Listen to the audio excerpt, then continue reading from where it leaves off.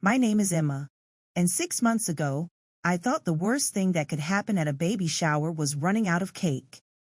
I was wrong. I'm sitting here now, in what used to be our house, watching my 8-week-old daughter sleep in her crib, thinking about how completely my life changed in the span of one afternoon.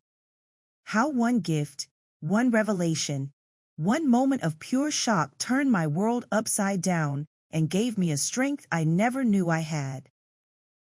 But to understand what happened at that baby shower, I need to take you back to where this story really begins. Back to when I was 24 and naive enough to believe that love was enough to overcome anything. I grew up in a small town in Ohio called Millfield, the kind of place where everyone knows everyone and your business becomes the town's business before you even know it yourself. My family wasn't rich, but we weren't poor either. My dad worked at the local hardware store, my mom was a substitute teacher, and we lived in a tidy ranch house with a garden that my mom tended like it was her full-time job. The most important thing you need to know about my childhood is my grandmother, Rose.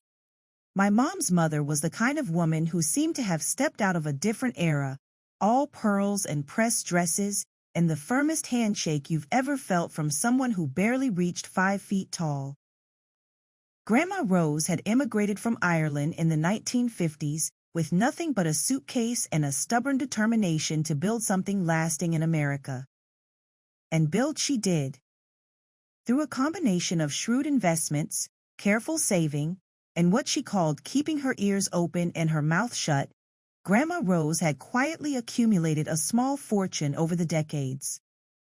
She owned 3 rental properties in town, had a stock portfolio that she managed herself, and kept a safe deposit box that she referred to mysteriously as her insurance policy. Every Sunday after church, I'd spend the afternoon at Grandma Rose's house, a beautiful Victorian that she'd bought and restored herself in the 1960s. She'd make tea in her good china and tell me stories about Ireland, about building a life in America, about the importance of never depending on anyone else for your security. "Emma, love," she'd say in her soft accent that had never fully faded. "You remember this. A woman needs to be able to stand on her own 2 feet. Love is beautiful, but independence is survival." I was 16 when she started teaching me about money, not just spending it, but understanding it. She showed me her investment statements, explained how compound interest worked, taught me to read the stock pages in the newspaper. Most importantly, she taught me to keep my financial business to myself. "Never let anyone know what you're worth until you know what they're worth," she'd say, pointing at me with her teacup. "People change when money's involved, love. Even the good ones." When I graduated high school, Grandma Rose helped me pay for college with the understanding that it was an investment in my future, not a gift. I studied business administration at Ohio State, not because I had grand career ambitions, but because Grandma Rose said it was the most practical degree a woman could get. "You can use business knowledge anywhere," she told me. "Whether you're running a company or running a household, the principles are the same." College was where I met Marcus. He was everything I thought I wanted in a man. Tall, handsome, charming in that easy way that made everyone in a room gravitate toward him. He was studying to be a teacher, which I found incredibly attractive. There was something noble about someone who wanted to shape young minds, to make a difference in the world. Marcus came from what he called humble beginnings in Cleveland. His dad had left when he was 10, and his mom had worked 2 jobs to keep him and his sister afloat. He'd gotten to college on a combination of scholarships and student loans, and he talked about wanting to give back to kids who came from backgrounds like his. Our first date was at a coffee shop near campus, where we talked for 4 hours about everything from books to music to our dreams for the future. He was funny and thoughtful and seemed genuinely interested in what I had to say. When he walked me back to my dorm, he didn't try to kiss me, just said he hoped we could do it again soon. "I really like you, Emma," he said, standing under the streetlight outside my building. You're different from other girls. Different how? I asked. You listen, he said. Really listen. Like what people say actually matters to you. That was the moment I started falling for him. We dated all through college, and everything felt easy and natural. Marcus would pick me up in his beat-up Honda Civic for dates to cheap restaurants and free campus events. We'd studied together in the library, me helping him with his business classes, him helping me with literature requirements. He fit seamlessly into my life, and I thought I fit into his. When I'd bring him home for holidays, my parents loved him. My dad appreciated that Marcus could talk sports and wasn't afraid to help with yard work. My mom loved that he remembered to ask about her garden and always brought flowers when he visited. Grandma Rose was more reserved in her approval, but she was polite and welcoming. She'd serve us tea in her parlor and ask Marcus thoughtful questions about his studies, his family, his plans after graduation. I could tell she was evaluating him, but I thought that was just her protective nature. He seems like a good boy, she told me after one of his visits. Just remember what I taught you about keeping your own counsel. I nodded, but I didn't really understand what she meant. Marcus and I told each other everything. We talked about our fears, our dreams, our past relationships, our plans for the future. We were building something together, and I couldn't imagine having secrets from him. After graduation, Marcus got a job teaching 5th grade at an elementary school in Columbus, and I got a position at a marketing firm downtown. We moved in together to a small apartment in German Village, splitting everything 50-50 and playing house like we were already married. Those first 2 years living together were some of the happiest of my life. Marcus was passionate about his teaching, coming home every day with stories about his students, staying up late grading papers and planning lessons. I was learning the marketing business, working with small local companies to build their brands and improve their customer outreach. We settled into comfortable routines. Marcus would wake up early to go to the gym before school. I'd make us both coffee and pack lunches. Evenings, we'd cook dinner together, watch Netflix, talk about our days. Weekends, we'd explore the city, go hiking, visit farmers markets, spend lazy Sunday mornings reading the paper in bed. It felt like building a life together. It felt like partnership. The proposal came on Christmas Eve at my parents' house. Marcus had asked my dad for permission earlier that day, which I found both old-fashioned and sweet. He got down on one knee in front of the Christmas tree while my whole family watched, pulling out a ring that I could tell he'd saved up for.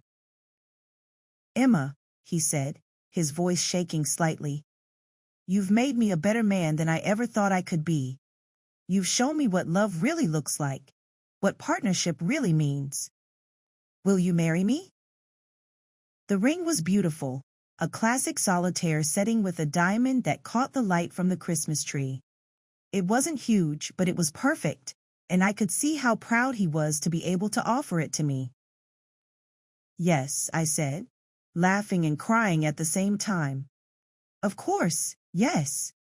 My family erupted in cheers. My mom started crying. My dad shook Marcus's hand with genuine happiness. Even Grandma Rose, who had been quietly observing from her chair by the fireplace, came over to hug us both and admire the ring. "It's lovely, dear," she said to Marcus. "You chose well." Later that evening, when the excitement had died down and most of the family had gone to bed, Grandma Rose pulled me aside in the kitchen while I was helping clean up. "Emma, love," she said quietly, "I want to talk to you about something important."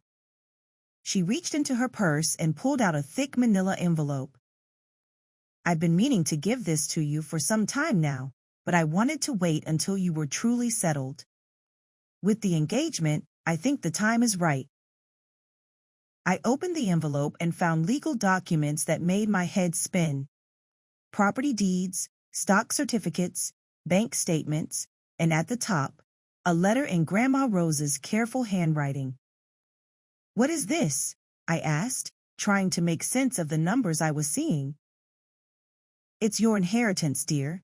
I'm not getting any younger, and I want to see you enjoy it while I'm still here to help you understand it. I stared at the documents, reading the numbers over and over again because they couldn't possibly be right. Properties worth hundreds of thousands of dollars. Investment accounts with balances that had more zeros than I'd ever seen outside of movies. Grandma, this says it's worth almost $2 million. She smiled that satisfied smile she got when she'd successfully surprised someone. 2.3 million, to be precise. And it's all yours, Emma. I've been building this for you your whole life. I sat down hard in one of the kitchen chairs, the papers scattered across the table in front of me. I don't understand. How? When? Oh, love, I've been planning this since you were born. Every rental payment, every dividend, every careful investment decision. I wanted to make sure my granddaughter would never have to depend on anyone for her security. She sat down across from me, reaching over to squeeze my hand. But Emma, this is important. You cannot tell anyone about this. Not yet. Not until you're legally married and you've had time to understand what it means to have this kind of independence. Not even Marcus? I asked. Her expression grew serious. Especially not Marcus. Love, I like that boy. I truly do. But money changes people in ways they don't expect. I want you to marry him because you love him and he loves you, not because of what you can provide for him. I looked down at my engagement ring, then back at the papers that represented more money than I'd ever imagined having. What am I supposed to do with all this? Live your life, she said simply. Get married, be happy, build your family. This money will be here when you need it, but for now, just keep being Emma. The Emma who fell in love with a teacher who drives a Honda Civic and splits the grocery bill. That night, I lay awake next to Marcus, listening to him breathe, looking at my engagement ring in the moonlight, thinking about the secret I was now carrying. $2.3 million. It felt surreal, like something that had happened to someone else. Part of me wanted to wake Marcus up and tell him everything, to share this incredible news with the person I was supposed to share everything with. But Grandma Rose's words kept echoing in my head. Money changes people, even the good ones. So I decided to wait. Just until after the wedding, I told myself. Just until we were officially married and building our life together. Then I'd tell him about Grandma Rose's gift, and we'd figure out together what to do with this unexpected windfall. The engagement period was a whirlwind of planning and decisions. Marcus and I wanted something small and intimate, but both our families had opinions about what a wedding should look like. We compromised on a ceremony at my parents' church with a reception at the local country club, about 150 people total. Marcus threw himself into wedding planning with an enthusiasm that surprised me. He had opinions about flowers and favors and menu options. He researched honeymoon destinations and showed me brochures for resorts in Mexico and the Caribbean that were definitely outside our budget. Don't worry about the cost, he'd say when I'd wince at the prices. This is a once-in-a-lifetime thing. We can figure out the money. I'd nod and agree, all while knowing that the money wasn't actually a problem. That sitting in a trust account with my name on it was enough money to pay for our entire wedding 10 times over. But I'd made a promise to Grandma Rose, and I intended to keep it. The wedding itself was perfect. Small and elegant, filled with people who genuinely loved us and wanted to celebrate our commitment to each other. Marcus looked handsome in his rented tuxedo, and I felt beautiful in my grandmother's vintage lace dress that we'd had altered to fit me. When we exchanged vows, promising to love and support each other through whatever life brought us, I meant every word. When Marcus slipped the wedding band next to my engagement ring, I felt like the luckiest woman in the world. Our honeymoon was a long weekend in a cabin in the mountains of West Virginia. Nothing fancy, but perfectly romantic. We hiked and cooked meals together and spent long evenings talking about our future, about the house we'd buy someday, the kids we'd have, the life we'd build together. "I love you, Mrs. Thompson," Marcus said on our last night, as we sat on the cabin's porch watching the sunset. "I love you too, Mr. Thompson," I replied. And I did. Completely and without reservation. When we got back to Columbus, we settled into married life with surprising ease. We kept our same apartment, our same routines, our same financial arrangements of splitting everything down the middle.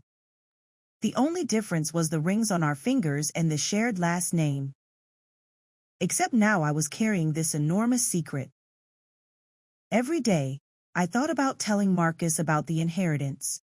When he'd stress about our credit card balance or talk about how long it would take us to save for a down payment on a house, I'd feel the words bubbling up in my throat. When he'd mention wanting to take a real vacation someday, somewhere tropical and expensive, I'd think about how easily I could make that happen. But every time I was about to tell him, I'd remember Grandma Rose's warning: money changes people.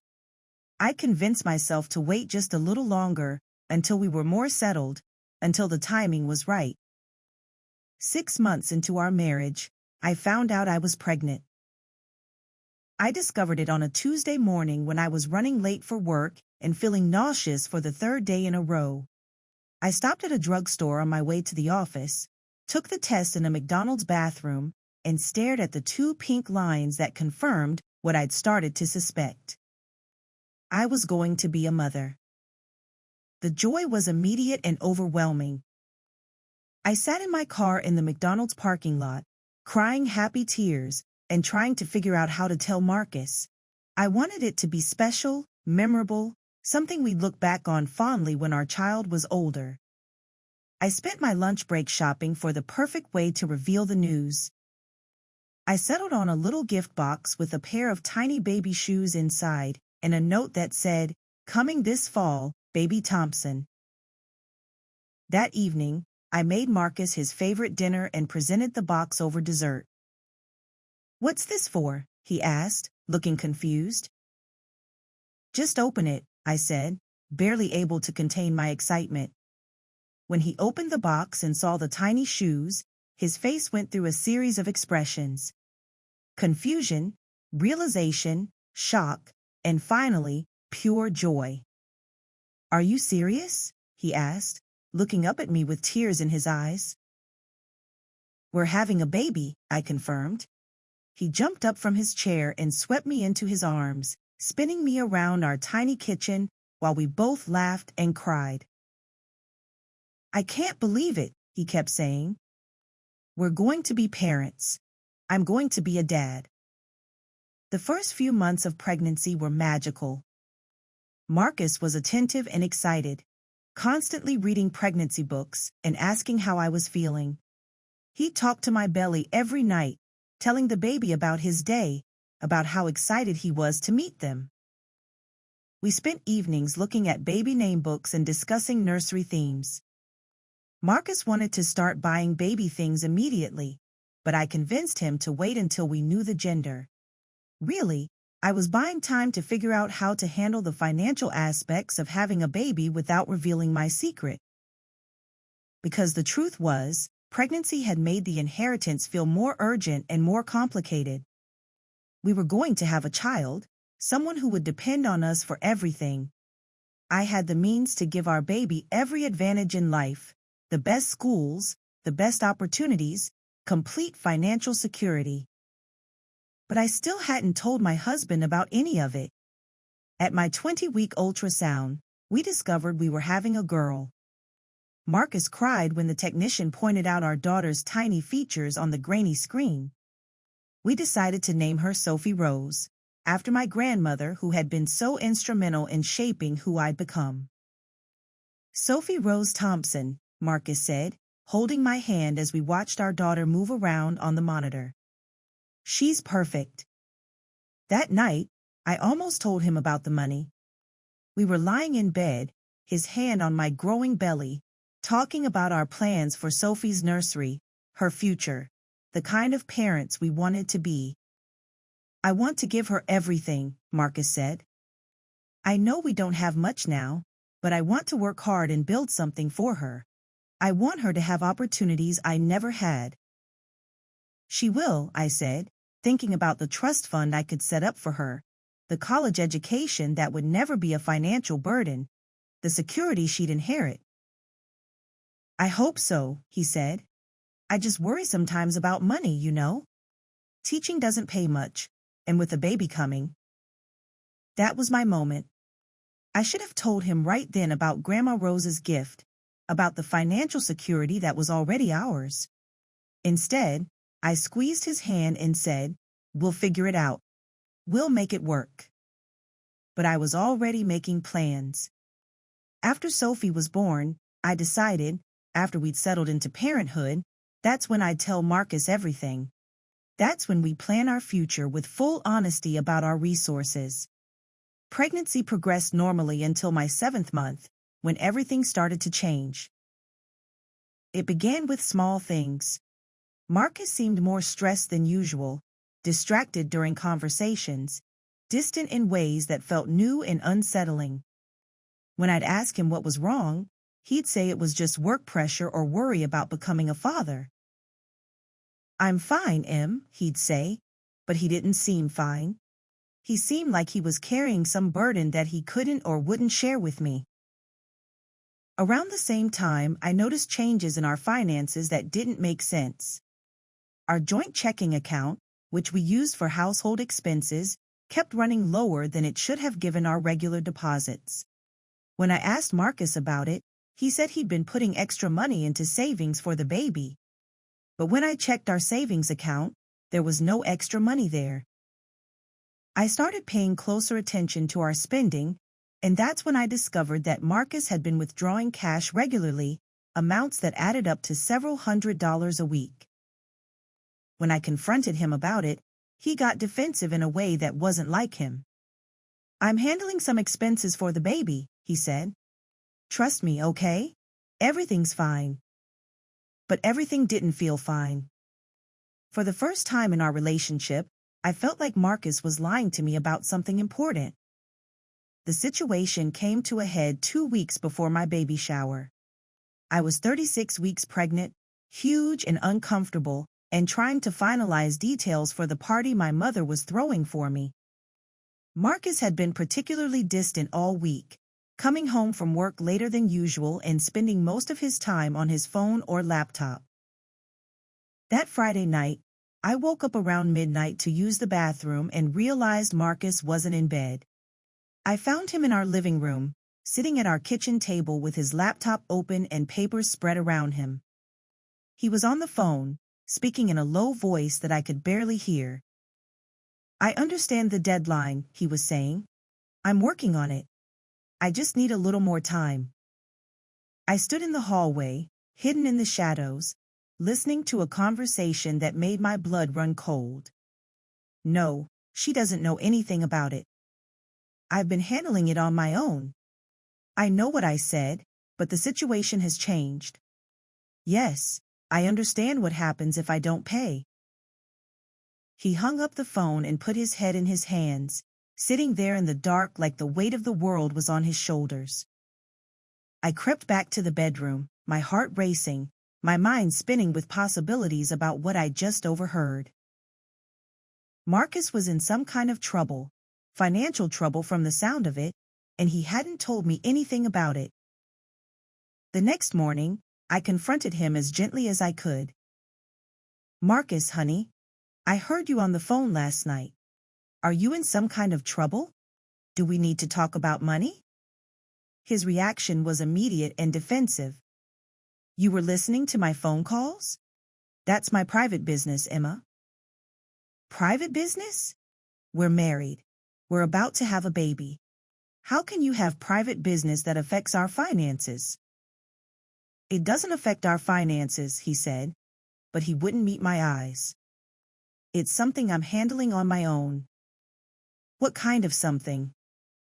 He was quiet for a long moment, and I thought he might finally tell me the truth.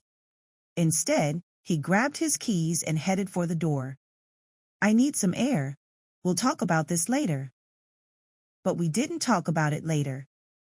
For the next 2 weeks, Marcus avoided any conversation about money, about his mysterious phone calls, about whatever problem he was trying to handle on his own. The tension in our apartment was thick and constant, like a storm that wouldn't break. I considered telling him about the inheritance a dozen times during those weeks. Whatever financial trouble he was in, I could solve it immediately. But something held me back. Maybe it was pride. Maybe it was hurt that he wouldn't trust me with the truth. Maybe it was Grandma Rose's voice in my head warning me about how money changes people. Or maybe I was starting to understand that the man I'd married wasn't quite who I'd thought he was. The baby shower was scheduled for a Saturday afternoon at my parents' house. My mom had invited about 50 people, friends and family and co-workers, everyone who wanted to celebrate Sophie's upcoming arrival. I'd been looking forward to it for weeks, imagining an afternoon of laughter and celebration and anticipation for our daughter's birth. I should have known that Marcus's secret, whatever it was, wouldn't stay hidden much longer. The shower started beautifully. My mom had decorated the house with pink and white balloons and flowers. There was a table full of gifts wrapped in adorable baby-themed paper, and the dining room was set up with all my favorite foods. I was wearing a new maternity dress that made me feel pretty despite being 8 months pregnant, and for the first time in weeks, I felt genuinely happy. Marcus seemed more relaxed too, chatting with my dad and uncles, helping my mom serve drinks, acting like the excited father-to-be that I'd fallen in love with. I started to think that maybe whatever had been bothering him was resolved, that we could get back to preparing for Sophie's arrival with the joy and partnership I'd been missing. The gift opening was scheduled for the middle of the party, after everyone had eaten and socialized. I sat in the chair my mom had decorated with ribbons and bows, surrounded by friends and family, opening present after present of tiny clothes and baby equipment and books about motherhood. Each gift was thoughtful and sweet, accompanied by advice or stories or expressions of excitement about meeting Sophie. My sister gave me a beautiful baby book for recording milestones. My best friend from college gave me a breast pump with a note about how much easier it would make returning to work. My co-workers had pooled their money for an expensive stroller that I'd mentioned admiring. I was genuinely moved by everyone's generosity and support. These people loved me, loved Marcus, loved the idea of our growing family. It felt like being wrapped in a warm blanket of community and care. There was one gift left, a small box wrapped in silver paper that had been set aside from the others. My mom handed it to me with a smile. "This one's special," she said. It came with specific instructions to be opened last. I looked at the tag, which was written in handwriting I didn't recognize. "For Emma and Marcus, with love and hope for your future. A friend who cares." Marcus, who had been standing behind my chair, moved around to where he could see the gift clearly. Something about his posture changed when he saw the box, like he was suddenly alert in a way that made me nervous. "Do you know who this is from?" I asked him. He shook his head, but his face had gone pale in a way that suggested he might have an idea. I unwrapped the silver paper carefully, revealing a plain white box with no markings. Inside, nestled in tissue paper, was a manila envelope and a small note card. The note card was simple. "The truth has a way of coming out. It's better when it comes from family." My hands were shaking as I opened the envelope. Inside were photographs, printed emails, bank statements, and legal documents that made my heart stop beating. The photographs showed Marcus with a woman I didn't recognize. They were sitting close together at a restaurant, walking hand in hand down a street, kissing in what looked like a parking garage. The timestamps on the photos showed they'd been taken over the past several months, throughout my pregnancy. The emails were exchanges between Marcus and this woman, discussing their relationship, their plans, their shared frustration with having to wait until the situation was resolved to be together publicly. But it was the legal documents that made everything click into place with horrible clarity. Divorce papers, already filled out, already signed by Marcus, waiting only for my signature to be finalized. And a paternity test request, with a note in Marcus's handwriting requesting DNA testing to establish whether the child Emma is carrying is biologically mine. The room had gone completely silent. 50 people were staring at me as I sat there, 8 months pregnant, holding evidence that my husband had been cheating on me and planning to leave me while questioning whether our baby was even his. I looked up at Marcus, who was standing frozen behind my chair, his face a mask of panic and guilt and desperation. "Marcus," I said, my voice somehow steady despite the earthquake happening inside my chest, "is there something you'd like to tell our guests?" He opened his mouth, closed it, opened it again. I could see him calculating, trying to figure out how to minimize the damage, how to explain away what everyone had just witnessed. That's when he made the choice that would define the rest of his life. Instead of apologizing, instead of trying to explain or ask for forgiveness or show any remorse for what he'd done, Marcus decided to attack. "Fine," he said, his voice loud enough for everyone in the room to hear. "You want to know the truth? The truth is that baby isn't mine." The silence that followed was deafening.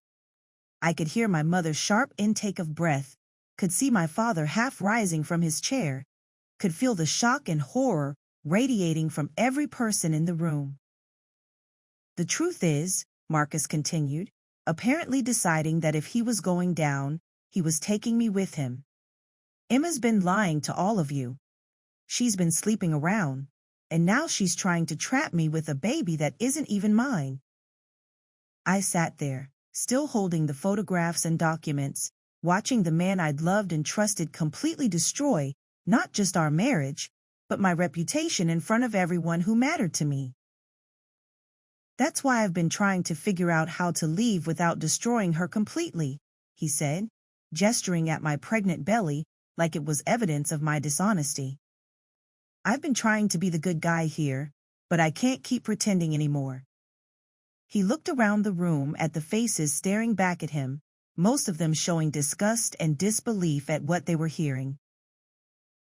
"I know how this looks," he said, "but I've been faithful to Emma our entire marriage. I didn't start seeing Jessica until I found out about Emma's affair." Jessica. The woman in the photographs had a name. "I've been trying to handle this quietly, to protect Emma's reputation and the reputation of whoever the real father is. But I can't keep living this lie anymore." I could see some people in the room starting to waver, starting to wonder if there might be truth to what Marcus was saying. After all, why would he humiliate himself like this in front of 50 people if he wasn't telling the truth? That's when I realized this was my moment. Not to defend myself against accusations I knew were false, but to reveal a truth that would change everything about this situation. I stood up slowly, still holding the envelope, and smiled at Marcus with a calmness that seemed to unnerve him. "You're right about one thing," I said, my voice carrying clearly across the silent room.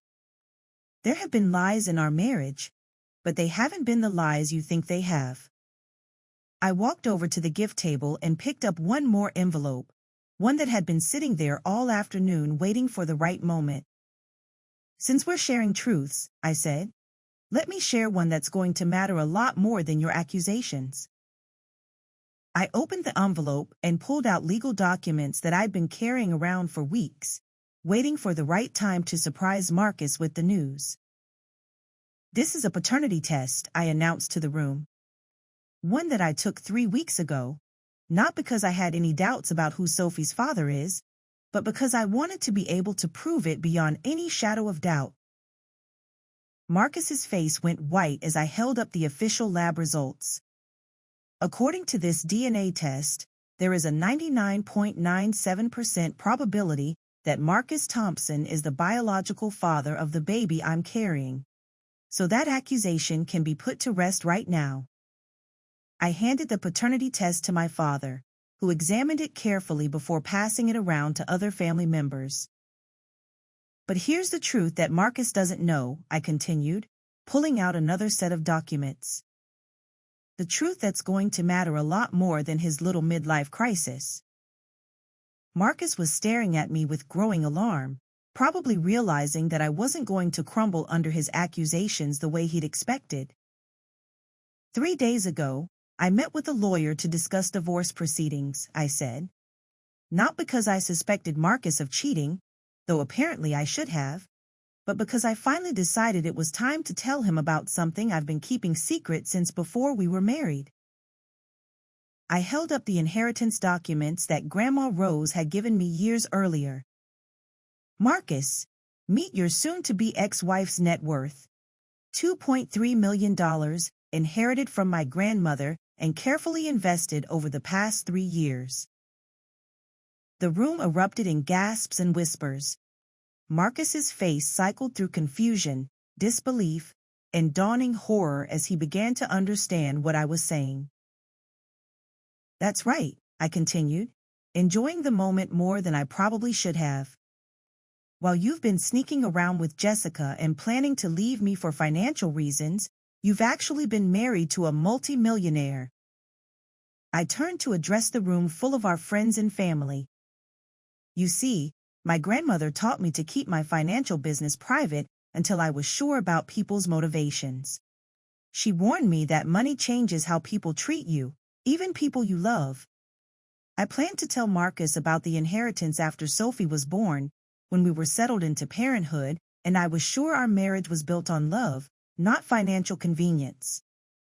Marcus found his voice finally. Emma, I had no idea.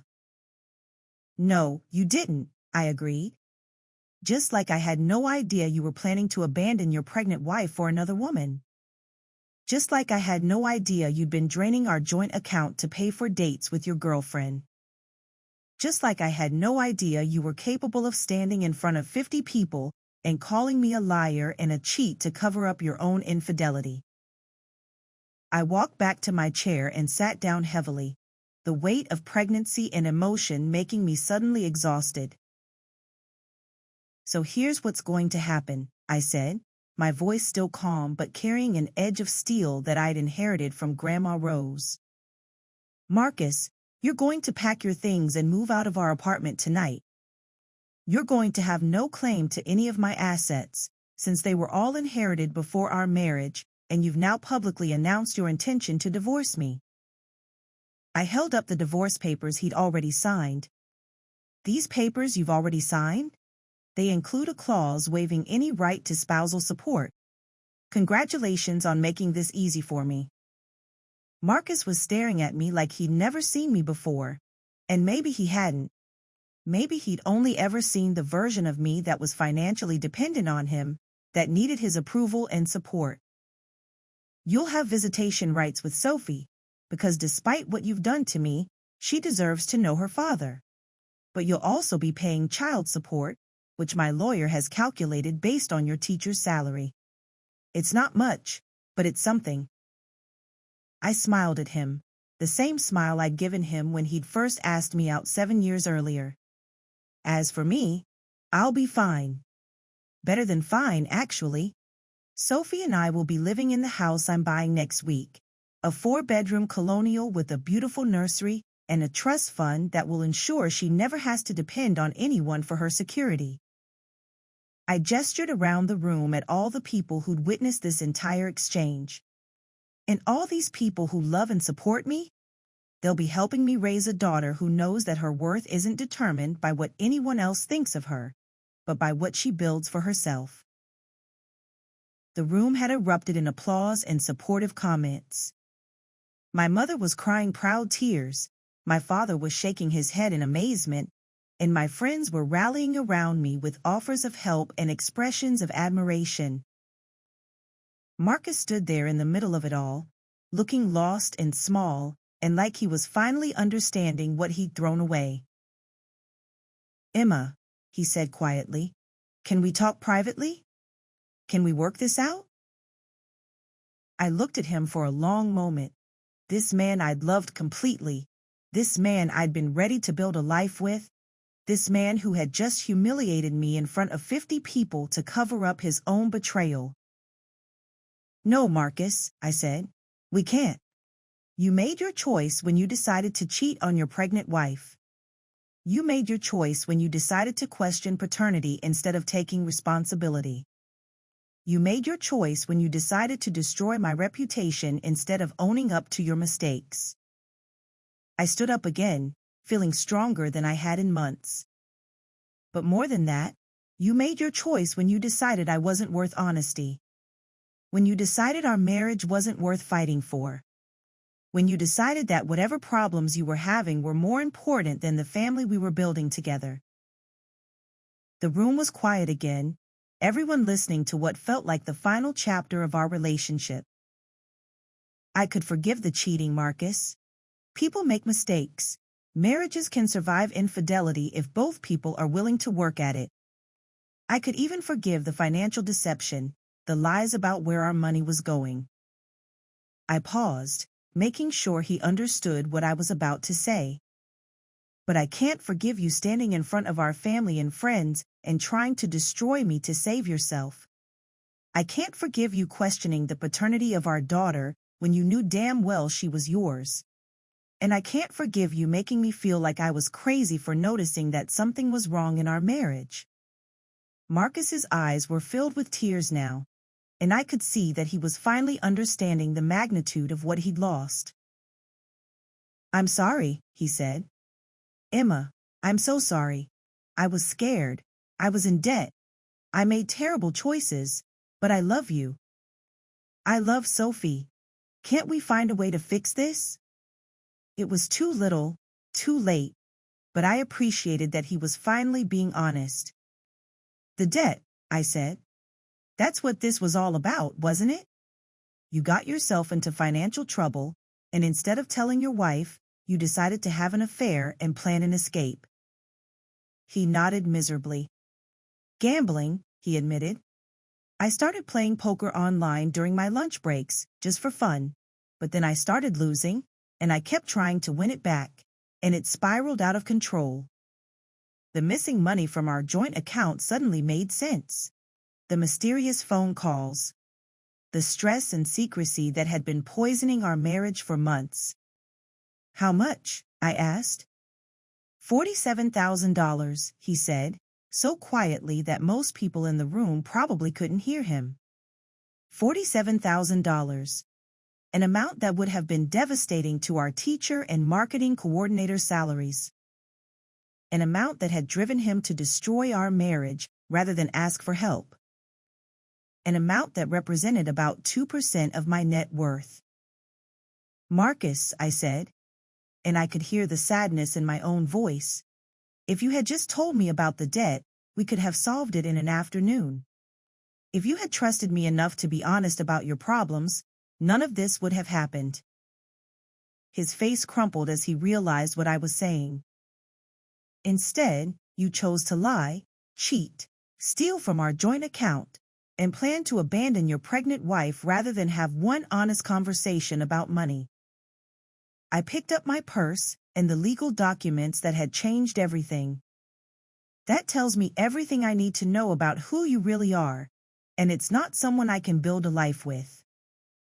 My dad stepped forward, putting a protective hand on my shoulder. "I think it's time for Marcus to leave," he said firmly. Marcus looked around the room one more time, at all the faces that had gone from welcoming to hostile in the span of 30 minutes. He seemed to finally understand that there was no coming back from what he'd done, no way to undo the choices he'd made. "Emma," he said one last time, "I really am sorry. For all of it." "I know you are," I said. "But sorry doesn't fix this." He nodded and walked out of my parents' house, out of our baby shower, out of our marriage, leaving behind a room full of people who were processing what they just witnessed.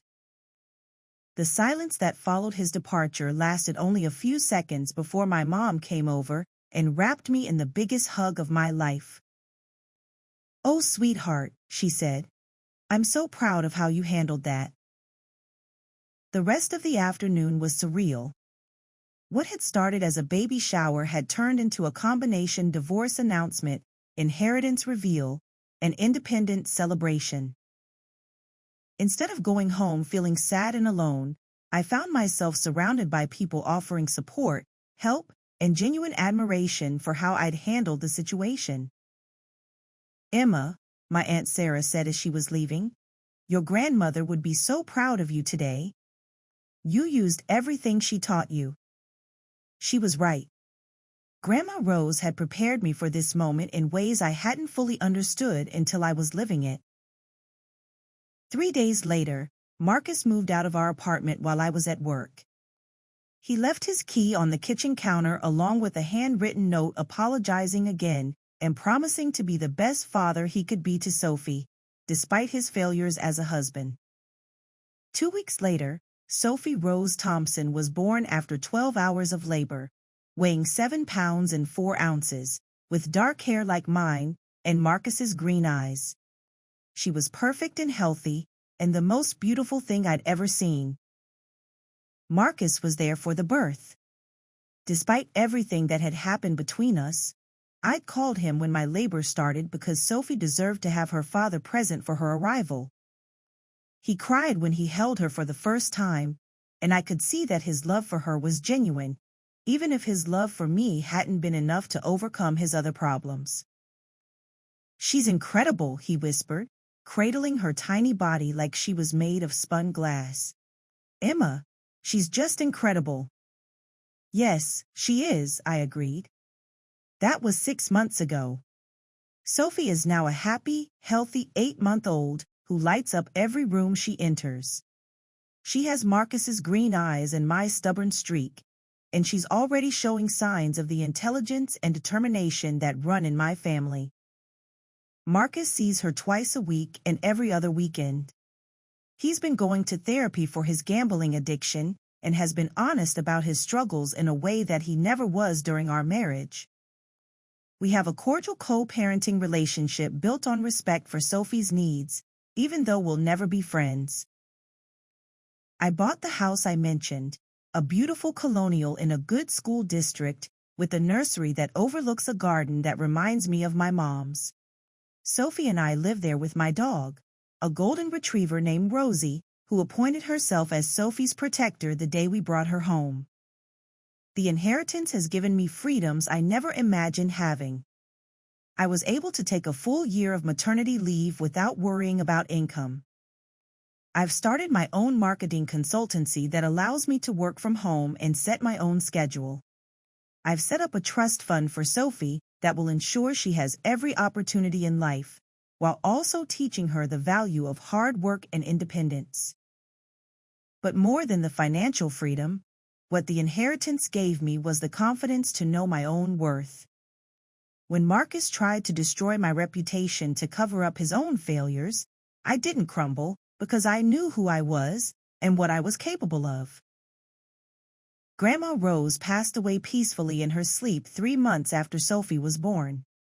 Her last words to me were about Sophie, about how she could already see the strength in her great-granddaughter's eyes. "She's going to be a force of nature, that one," Grandma Rose said, holding Sophie in her arms. "Just like her mother." At the funeral, I learned that Grandma Rose had been quietly helping other women in our community for decades, providing college scholarships, business loans, and emergency assistance to women who needed a chance to build their own independence. Her lawyer informed me that I was now the trustee of a foundation she'd established to continue that work. "She said you'd understand what to do with it," he told me, handing over documents that outlined grants and programs designed to help women achieve financial independence. I did understand. Grandma Rose had spent her life building not just wealth, but a legacy of empowerment for the women who came after her. The baby shower revelation has become something of a legend in our small community. People still talk about the day Emma Thompson discovered she was a millionaire while her husband was publicly accusing her of infidelity. It's become a cautionary tale about assumptions and honesty in marriage, but also an inspiration story about resilience and self-worth. I've been contacted by 3 different podcast hosts who want to interview me about the experience. A local newspaper wrote an article about financial privacy in marriage. I've even had women reach out to me asking for advice about their own relationship problems.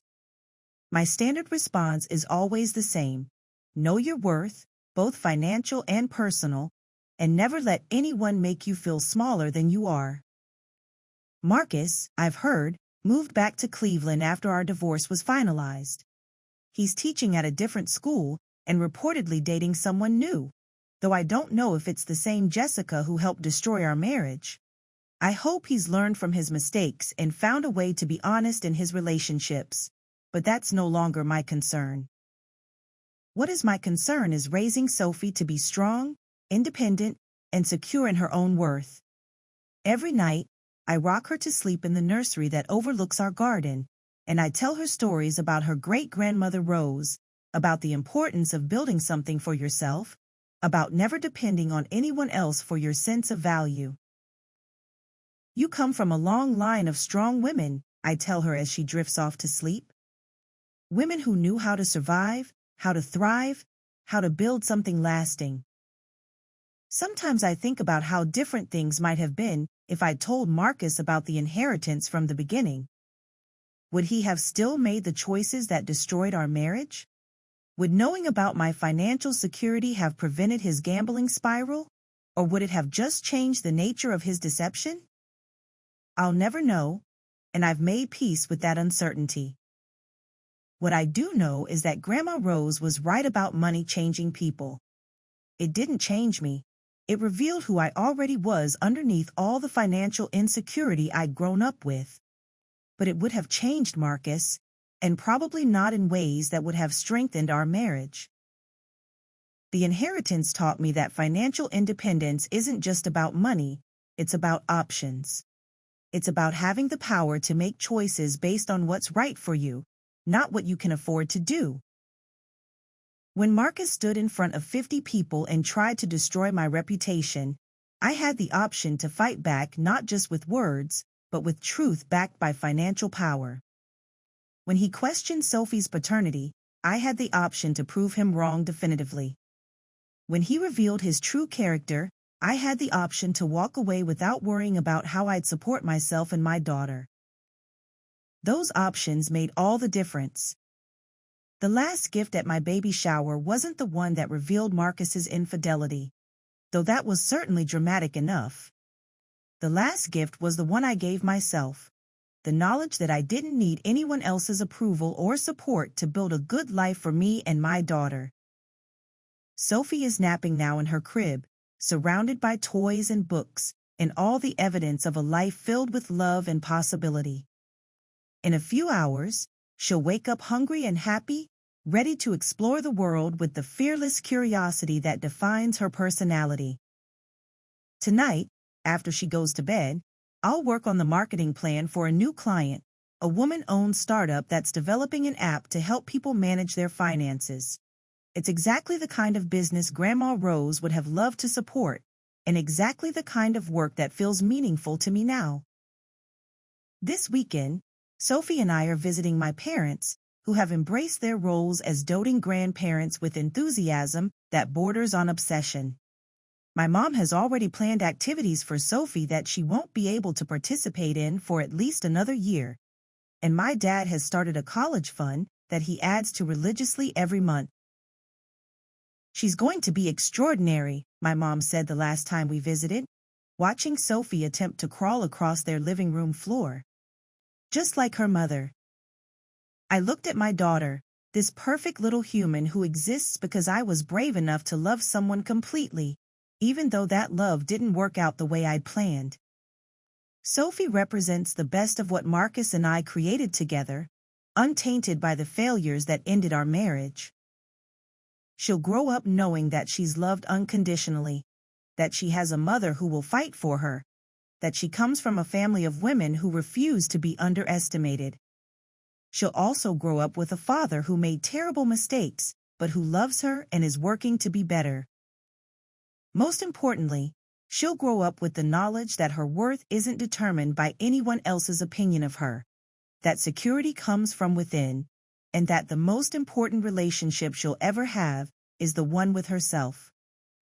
The baby shower that was supposed to be a celebration of new life became something else entirely, a celebration of independence, truth, and the strength that comes from knowing exactly who you are and what you're worth. 6 months later, I can honestly say that losing Marcus was the best thing that ever happened to me. Not because he was a bad person, but because his betrayal forced me to discover a strength I didn't know I had. I'm raising my daughter in a house I own, with money I inherited from a grandmother who taught me that independence is the greatest gift you can give yourself. I'm building a business that allows me to help other women achieve their own financial freedom. I'm part of a community that supports and celebrates women's success. And every night, when I put Sophie to bed, I'm teaching her the same lessons Grandma Rose taught me. Know your worth, keep your own counsel, and never let anyone make you feel grateful for the bare minimum. That's my story. The story of how a baby shower revelation taught me that sometimes the worst thing that can happen to you is also the beginning of the best chapter of your life. If you've ever been underestimated, if anyone has ever tried to make you feel small or dependent or grateful for less than you deserve, remember this. You are worth more than you know. You are stronger than you think. And you don't need anyone's permission to claim the life you deserve. Sometimes the most devastating moments reveal the most beautiful truths about who we really are. And sometimes, the last gift is the one you give yourself.